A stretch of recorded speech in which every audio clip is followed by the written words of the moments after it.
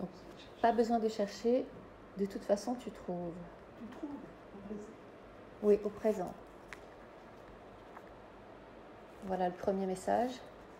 Alors ta question, c'est Non, moi, ce qui me... J'ai plusieurs questions, mais disons, à ce niveau-là, dans l'instant après la mort, enfin, qu'est-ce que c'est où je serai? L'instant après la mort, où est-ce que je serai? On va la poser comme ça. Après ma mort, bien sûr. Oui, c'est personnel. Mais en général, ça peut concerner... Voilà.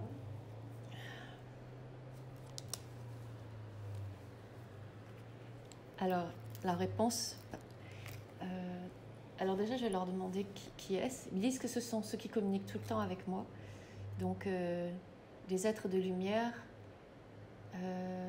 des acturiens aujourd'hui,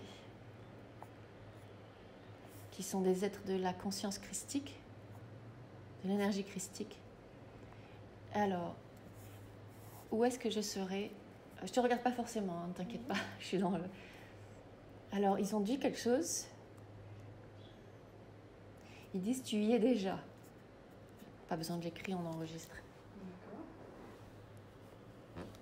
Rien ne changera, tu es déjà là où tu seras quand tu seras morte. Tu peux faire un dialogue maintenant, tu peux poser des questions. Alors, Et ils disent, laisse intégrer l'information. N'essaye pas de la comprendre mentalement, mais intègre-la. je peux continuer à poser des questions? Oui, je vais juste faire un courant d'air. Ah, il me dit, c'est pas un hasard que j'ai eu cette idée du courant d'air, parce que eux m'ont envoyé l'information du courant d'air. Ils me disent, on est, nous les humains dans l'incarnation ici, comme un courant d'air. Oula. On est comme un courant d'air. C'est joli. Attends, hein, il y a d'autres choses qui vont... Ils veulent expliquer ce que ça veut dire. Ils disent, le courant d'air n'est pas... On ne peut pas l'attraper, mais on le sent. Donc après ta mort, tu seras comme un courant d'air. Tu es déjà un courant d'air incarné dans la chair. Mais tu sentiras comme on sent un courant d'air. Ou ceux qui peuvent te sentiront. Tu pourras sentir, ressentir. Mais comme un courant d'air ressent. Comme tu ressens un courant d'air, ce n'est pas attrapable, mais c'est une sensation, c'est quelque chose de très subtil. Et ils disent, telle est ton essence. Et est-ce que j'aurai toujours la conscience de... En fait, je pense qu'il me fait peur, c'est ça, et c'est peut-être idiot, c'est de me situer quelque part. Est-ce que j'aurai un lieu? Comme là, j'ai un lieu puisque j'ai un corps. Alors la question, je répète, c'est est-ce que tu auras un lieu après la mort? À partir duquel je vais me déplacer. À partir duquel tu vas te déplacer.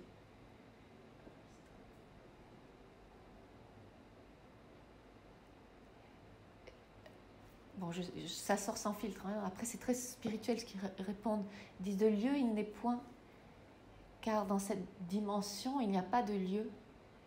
Et sorti de l'incarnation physique, tu n'auras pas besoin d'être en sécurité car tu seras le tout. Tu seras un avec tout. C'est pas fini, hein, ils continuent.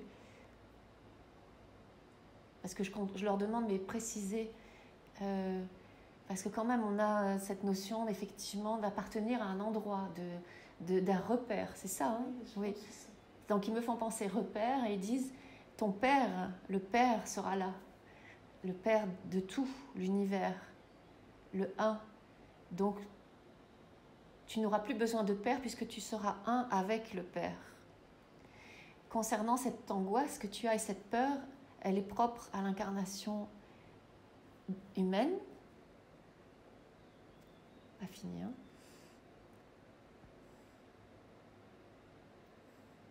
Alors là, c'est Yeshua qui se présente maintenant.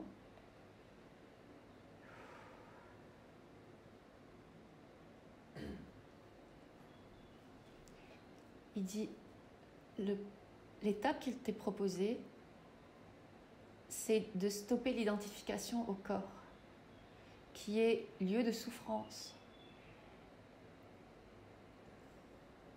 C'est pas fini, hein, il y a beaucoup de temps avec lui. Alors là, il est en train, si tu veux bien, il va t'envoyer de l'énergie pour te faire ressentir l'espace que tu es. Et en même temps, il va continuer de parler.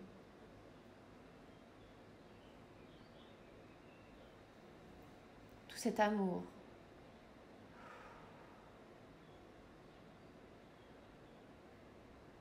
Alors je lui demande, mais comment ne pas s'identifier au corps tout en étant incarné, puisque notre mission est de ne pas flotter en l'air, mais d'être incarné dans la chair.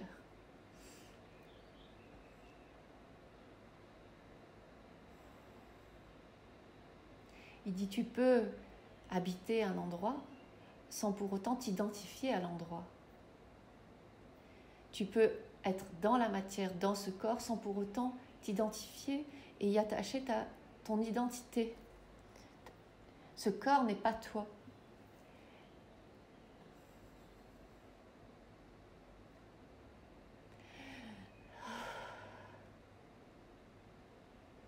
Il dit, ce vide que tu ressens, cette angoisse de la mort, cette angoisse de ne plus être, ne le rejette pas et traverse-le tant que tu es en vie, ici et maintenant.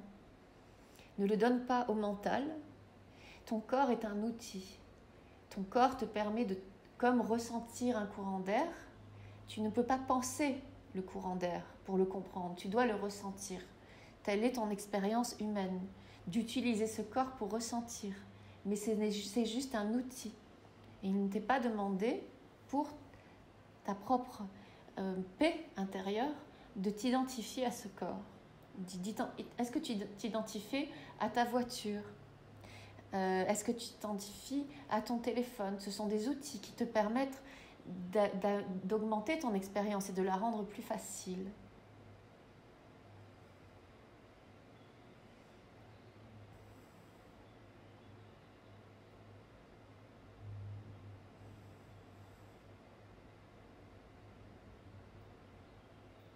Est-ce que tu sens son énergie ? Oui, je sens un truc, tout à l'heure, c'est là que ça bouge. Dis accueil. Tu peux fermer les yeux si tu le ressens. C'est plus facile, c'est pour ça que je ferme les yeux. Pour sortir d'ici, ressens bien tes pieds sur le sol pour ne pas perdre l'ancrage. Il dit tel le flot d'une rivière. Oui, il dit le chakra du plexus solaire te travaille parce que c'est la notion de sécurité dont nous parlons à présent. C'est cette angoisse, la sécurité, l'angoisse de mort sont, comment on dit, liées au chakra, au plexus solaire. Alors il dit comme la rivière coule, comme cette rivière que tu entends, elle coule.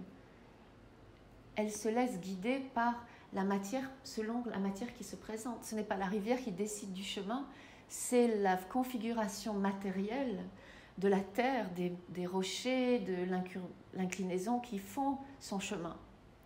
Et il dit telle la rivière, telle l'eau, donc il te ramène aux éléments, l'air, l'eau maintenant.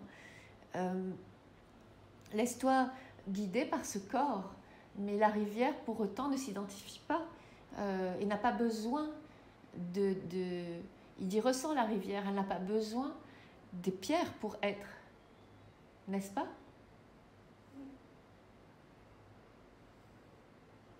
Donc raccroche-toi, et il sourit avec le raccroche-toi, entre guillemets, à la nature pour comprendre ta propre essence. Oui, il sourit parce que là je me vois accrochée en plus. Je me vois comme ça, je suis même sur la chaise, je suis comme si c'était avec deux crochets. Je me vois comme une vieille, en plus c'est bizarre, je me vois moi comme je vois une double de moi comme une vieille femme. C'est bizarre depuis tout à l'heure. Une vieille femme qui est accrochée. Il dit ce sont des peurs existentielles karmiques d'autres vies, également de cette vie, car cette vieille femme est aussi une façon pour toi de comprendre que cette façon de penser n'a plus lieu d'être et qu'elle est vieille et qu'elle fait partie d'un ancien système de pensée. Et si ton cœur dit oui, et seul toi le sais, tu peux explorer par toi-même cette nouvelle façon de penser. Aime cette femme qui s'accroche. Il dit, moi je l'aime. Pourquoi la rejeter ? Pourquoi en avoir peur ? C'est juste une pensée, c'est juste une image pensée, une forme pensée, mais elle n'est pas vraie. Reste rivière et ressens la beauté d'être rivière maintenant.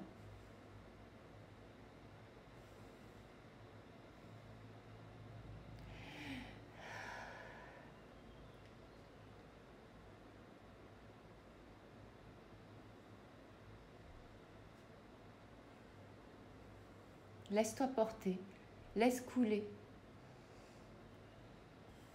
Depuis si longtemps que... Pardon? Ça fait longtemps que je sais que je dois le faire, que je dois, pas le doigt, mais que je... Oui. Ça fait si longtemps que j'ai refusé que c'est tellement... C'est difficile. Qu'est-ce qui est difficile? Parce que j'ai l'impression que je me suis identifiée à cette posture aussi. D'accord. Comme si moi, c'est ça. D'accord. Donc si je lâche ça... Qui es-tu? Voilà. Je crois que c'est moi-même que je lâche et que j'abandonne. Alors il dit, veux-tu essayer un court instant? Alors, oui ou non? Oui. Oui. Alors attends, alors il va y avoir, il me dit de déjà préparer le terrain, et il rigole. Alors... J'aime pas les manèges. Manège, il dit que ce n'est pas un manège. Je sais, mais j'ai toujours très très peur quand j'allais à la foire. D'être embarquée comme ça dans les manèges. D'accord. C'est terrible. Parce que quand j'allais dans les manèges, j'avais cette... je décollais justement de mon corps et j'avais des angoisses terribles. Ça a commencé très tôt, vers l'âge de 11 ans. Et c'était horrible. Parce que je n'étais plus dans mon corps, mais je me perdais dans l'espace sans repère. Et... Alors il dit connecter à ta véritable essence. Oui, pardon, il dit connecter à ton essence n'a rien à voir avec le manège. Ça c'est le mental qui veut te faire croire que que tu dois. C'est une peur qui te bloque dans ton cheminement. Elle est légitime, mais tu es à présent une femme d'expérience et il n'est pas nécessaire de garder cette... alors attends, de garder cette mémoire. Alors attends, on va voir. Il dit tout au contraire, tu n'es pas dans un manège, tu es bien sur terre. Ressens ton poids sur le fauteuil, maintenant.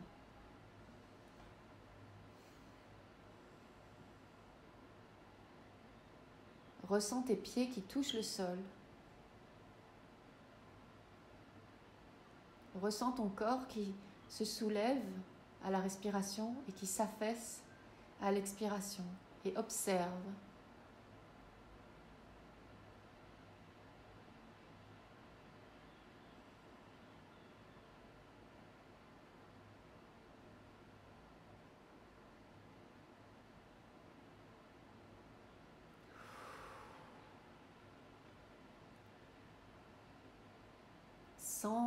Visualise des racines qui partent de tes pieds et qui descendent dans la terre, maintenant, profondément. Elles traversent la pièce, la maison, elles vont dans le sol et elles traversent toutes les couches pour aller au centre, le magma de la terre.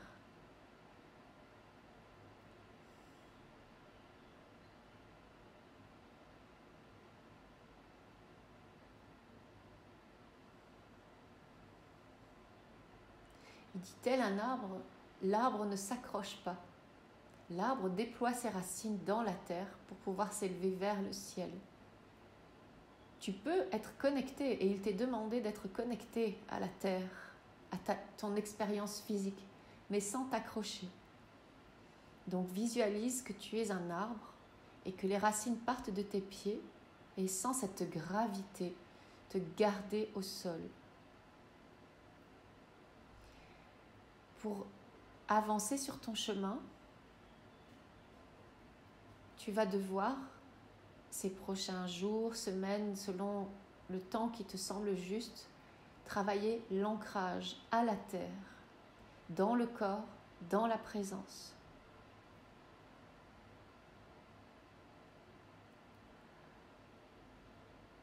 Est-ce que tu ressens ta présence maintenant, ton poids? Oui. Voilà. Il dit là est ta base, la base de tout. Un arbre pour être a besoin d'être bien ancré. Il n'y a pourtant pas de résistance. C'est comme un abandon à la gravité, un abandon à la terre, mère. Ta mère est la terre. Ta mère est la terre. Là est la vérité. Au-delà de toutes les conventions, au-delà de toutes les histoires passées, de ton chemin d'humain, en tant que personne, c'est une vérité que tu dois ancrer à présent. Ta mère est la terre. Ton père est le ciel. Et tu es un enfant de l'univers. Mais tu ne peux être sans père ni mère. Tu as besoin des deux et de faire le lien. Tel a été mon chemin sur terre. Planter le ciel dans la terre, incarner la lumière dans la terre.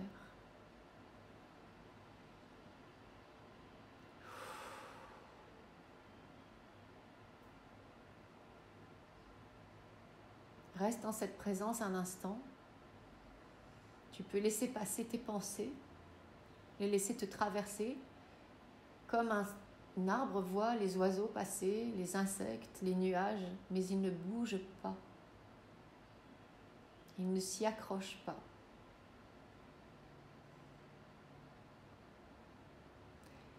Ta sécurité est uniquement dans ta présence, qui se définit comme l'accueil en l'instant présent de ce qui est.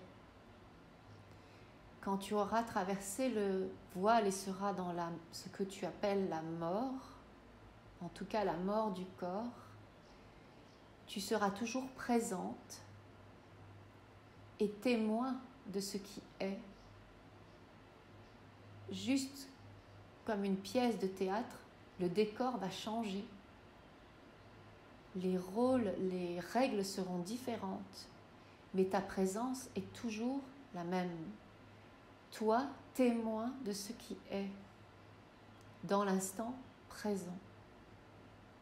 Au moment de ta mort, peut-être ces phrases te reviendront, cette énergie, et tu sauras, il t'est juste demandé d'être présente à l'instant et d'accueillir ce qui est plus que 100%, dans sa totalité, sans jugement, dans la découverte pure, innocente, dans l'amour de ce qui est. Si à chaque instant de ton existence, tu cultives cette présence, les peurs te sembleront obsolètes.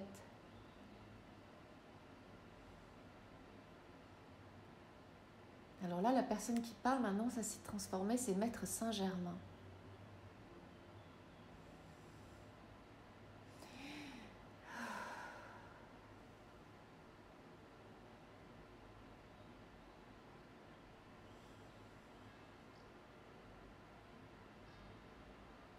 Il te dit que tu pourras faire appel à lui, car lui a été incarné dans la matière en tant qu'humain et non messie ou prophète. Il est à présent un maître ascensionné, mais il a été humain comme toi et moi. Et ces mots te parleront plus pour l'instant que des mots trop spirituels, il me dit. Cette énergie bien précise où chaque mot compte, et cette énergie dont tu as besoin à présent.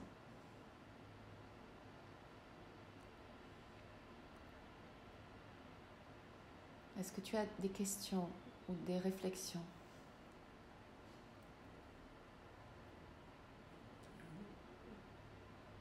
Pour parler de quelque chose de plus factuel, qui est important pour moi, mon mari. Ta relation avec ton mari, qu'est-ce que tu veux savoir? Je ne sais pas pourquoi je lui en veux à ce point. D'accord. Je lui en veux tellement, j'arrive pas. Tu lui en veux? Je lui en veux et j'arrive pas, quoi qu'il fasse, j'arrive plus à aller vers lui. Tu n'arrives pas à aller vers lui quoi qu'il fasse. D'accord. Il y a un barrage entre lui et moi.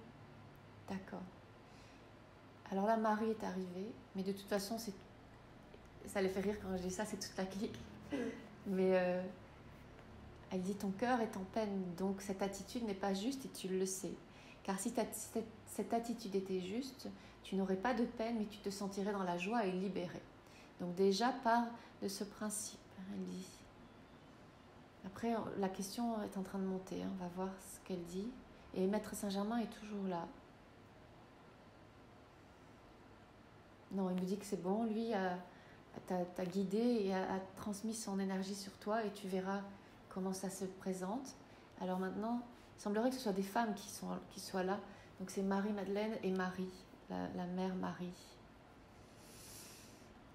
Alors c'est Marie-Madeleine maintenant qui veut te dire quelque chose. Elle dit, utilise cette rage vers toi. C'est une rage en toi qui n'a pas de lien avec ton mari. Dans la vérité, ton mari est juste un révélateur, mais fais le travail d'accueillir et de voir cette rage. Alors je lui demande comment... Oh.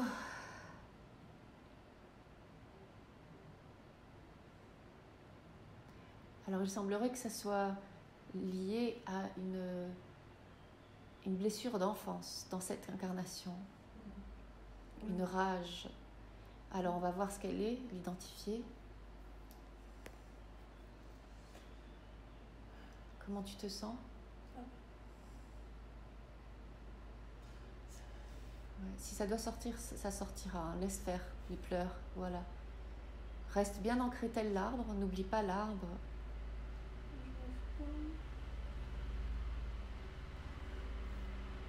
Alors, ce qui vient, ce qu'elle dit, on laisse passer le tracteur.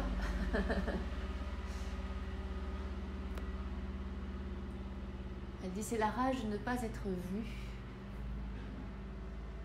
C'est la rage, une blessure d'âme aussi, mais qui a été bien éveillée, réveillée dans ton enfance.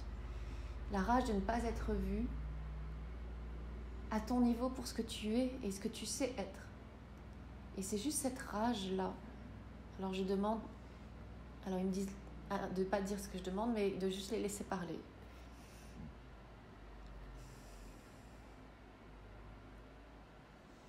Est-ce que le soleil demande à être vu ?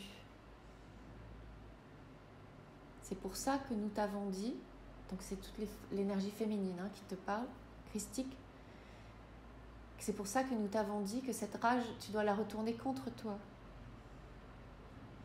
C'est une blessure qui t'appartient. Voilà ce que nous te suggérons. Lorsque tu sens cette rage monter en toi, fais un pas en arrière et reste avec. Essaye, dans la mesure du possible, de ne pas l'extérioriser. C'est pour ça que l'on te dit, retourne cette rage contre toi. Ce n'est pas pour te faire du mal, mais c'est pour que tu puisses la laisser mûrir en toi. Car en la sortant envers ton mari, tu évites de la voir. Et tu tournes en rond puisque là, elle est toujours là. Et elles disent, en faisant ce travail d'ancrage qui t'a été montré par Yeshua et par Saint-Germain, chaque matin, fais ce travail d'ancrage, chaque jour, et cette discipline. Et à partir de cet ancrage et de cette présence, tu pourras voir les émotions monter et tu pourras voir quelque chose t'irriter. Ravale ton venin et sache qu'il ne te blessera pas, mais qu'en étant ravalé et accueilli avec amour en toi, il se transcendra à un certain moment. N'attends rien, n'espère rien. Tel le passage vers la mort, sois présente. Sois juste présente. Ils disent, telle une actrice, observe les émotions mais ne t'y identifie pas. Ils disent, elles disent, tu sais déjà faire ça. Fais-le pour toi dans cette vie. Là, dans l'instant, donc quand l'instant se présentera. Accueille, observe tel un acteur observe un personnage. Observe l'émotion et aime-la. Prie, demande à voir. Demande à Marie. Elle dit, car j'apaiserai ton cœur.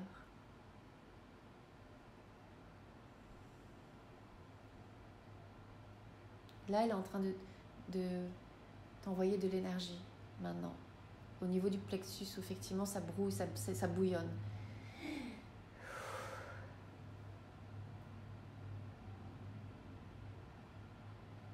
Ton seul travail, pour simplifier, est de retourner cette rage en toi. Ravale, ça ils aiment beaucoup cette image, ravale ton venin. Et il visualise un chaudron dans ton ventre et remets-le dans le chaudron et fais brûler ce chaudron avec la lumière du soleil. C'est joli. Et vois ce qui se passe. Juste accueille, n'attends rien, n'essaye pas de t'en débarrasser, n'essaye pas de garder, juste fais la cuisine spirituelle. Essaye de peut-être d'expliquer à ton mari avant, je ne sais pas, ça c'est moi qui parle, s'il est au courant de cette rage, mais s'il est au courant, tu peux lui dire, voilà, je vais essayer autre chose. Oui, il dit que c'est pas, il dit arrête il me dit ça, à peu près la même chose, enfin il le dit pas comme ça, mais il dit arrête de mettre sur moi quelque chose qui ne m'appartient pas. Il me le dit tout le temps. Alors, tu peux lui dire, c'est ce qu'ils me disent de te dire, que tu peux, quand tu le revois, lui indiquer que tu vas essayer quelque chose pour dépasser ça, pour le bien-être par amour pour lui, et que du coup, quand tu vas sentir ça monter, qu'il ne le prenne pas mal, tu risques de sortir de la pièce tout de suite. Il faut que elles me disent, il faut que tu trouves un espace neutre immédiatement. Donc, construis-toi même un tout petit espace, même les toilettes. Elle rigole. J'ai pensé aux toilettes parce que vu l'appartement qu'on a en ce moment. Donc, j'ai pensé. Juste explique-lui, ne t'inquiète pas, j'essaye quelque chose pour évoluer et pour transcender ce qui est en moi et qui semble être fait venir de moi et que je mets contre toi et je te demande pardon. Mais ne t'étonne pas si d'un coup, je vais partir aux toilettes. Voilà, ça va être mon antre. Ou un petit coin de chambre, il y a un petit coin, il y a un truc où tu peux te créer un petit hôtel, il y a un papillon, voilà. Et tu vas te mettre il montre un coin, parce qu'ils disent les toilettes restent quand même, tu ne peux pas le personnaliser. Ils disent construis-toi un tout petit coin et tu mets un hôtel avec des images de saints, des images qui te parlent, des objets très très petits. Et tu lui dis, si ça arrive à la maison, voilà. Et si ça arrive en extérieur, reconnecte-toi à ton hôtel à l'intérieur. Dis-lui, écoute, quand je vais d'un coup, je vais dire silence, je me mets en silence. Là, je suis, comment on dit en français, triggered. Je suis, le processus est enclenché. Pardon, je re-rentre à l'intérieur. Je vais être en silence quelques minutes. Laisse-moi, merci. Tu vois, mais lui expliquer le processus avant. Ouais. Voilà. Je crois que c'est bon. Là, tout a été dit pour aujourd'hui. Attends, je vais voir. Comment tu te sens? Ça va. On va voir si... Est-ce que tu as une dernière très courte question? Parce que là, ils sont déjà repartis. Ils m'ont dit c'est fait, mais on ne sait jamais. Non. Ils disent tu as les capacités. C'est toujours il, hein, mais c'est toute la... Tu as les capacités. Il faut juste communiquer avant, expliquer, sans forcément expliquer le processus, mais expliquer avant. En disant bon voilà, j'essaye quelque chose. Voilà. Est-ce que tu as eu la réponse à tes questions? Comment tu te sens par rapport à la mort? Là, ça va. C'est enregistré, hein? Merci. Merci.